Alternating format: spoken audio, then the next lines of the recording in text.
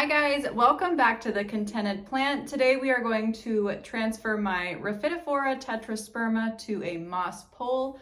I have another video where I trained it on this bamboo pole and that worked for a while, but you can see it's gotten quite a bit taller.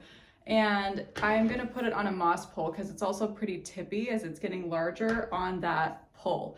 So we are gonna transfer it. I have these that I bought on Amazon. You just kind of stick them together like that. And we're gonna train this plant onto this pole. I'm also going to chop it probably about here and propagate the top so it makes it a little shorter and a little happier. I had it in a lower light area, so it started to put off smaller leaves for me that didn't have any fenestrations. So I'm going to transfer it to the moss pole. It's sitting in a windowsill right now. It gets a lot more light and it's a lot happier. So we're gonna kind of force it to put out some better leaves. So let's get started. So I just repotted this plant not long ago, probably 6 months ago or so. So I'm not trying to do a full repot on it. However, I am gonna have to take it out of the pot and plant it back in there with the moss pole. So I took the bamboo pole out. You can see it's just falling over. It has no support by itself if it doesn't have a little extra help. This is technically a vine, and in the wild it would grow up a tree. So it's going to grow a lot better on a moss pole, and it's also going to give it a lot more support. So this is the bottom of the plant. You can see the roots here. I'm pretty happy with how it looks actually. I remember how it looked when I repotted it and it didn't have all this new root growth. So that tells me this plant has been extremely happy. Everything looks good. There's no rot. It's got these nice fuzzy white roots all underneath it. So that's a good thing. I have it right now in the mix that I like to use for aeroids, which is potting soil, perlite with some orchid bark, and that seems to be doing really well for it.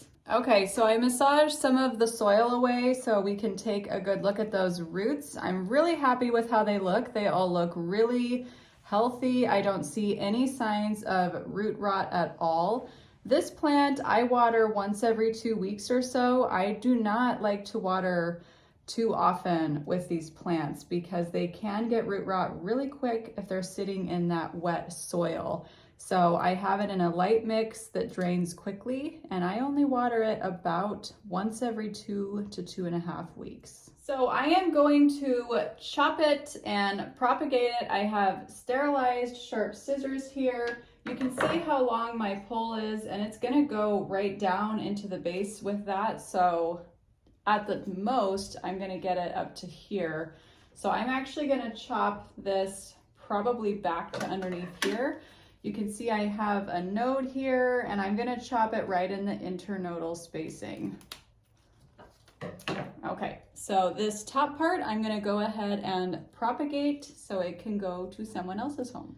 Okay, we're gonna put a little bottom layer of soil down there so that we don't have our plant sitting right on the bottom. I'm gonna put my moss pole in there, and then I'm gonna place the plant. I'm gonna try and put it to the back so I can place the plant kind of in front.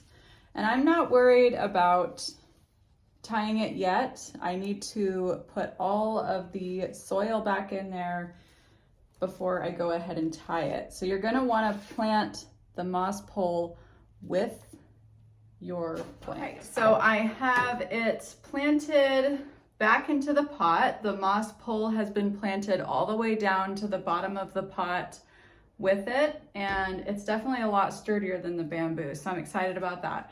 I have this Velcro that's plant Velcro. Again, I just bought it on Amazon, and it's really easy to use. You just grab a big section, give it a snip, and then you can secure your plant just like that.